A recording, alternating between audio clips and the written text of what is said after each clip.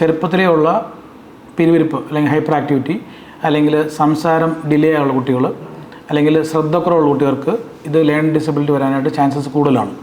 അപ്പോൾ ഇത് സ്കൂളുകളാണ് സാധാരണ, ഇത് ടീച്ചർമാരാണ് കണ്ടുപിടിച്ച് നമുക്ക് പറയേണ്ടത്. കാരണം പേരൻസ് എപ്പോഴും ഇവർക്കൊരു മടിയാണ്, അല്ലെങ്കിൽ ഇവർക്ക് എന്താ പറയുക, ഇവർക്ക് ചെയ്യാൻ കഴിവില്ലാഞ്ഞിട്ടാണെന്ന് പറഞ്ഞാൽ അവരെ ചിലപ്പം അടിക്കുകയോ അല്ലെങ്കിൽ വഴക്ക് പറയുകയോ അങ്ങനെയൊക്കെ പല പ്രാവശ്യം ചെയ്തു കാണും. പക്ഷേ അൺഫോർച്ചുനേറ്റ്ലി ഇത് നമ്മുടെ ഇവിടെ കണ്ടുപിടിക്കുന്നത് വളരെ ലേറ്റായിട്ടാണ്.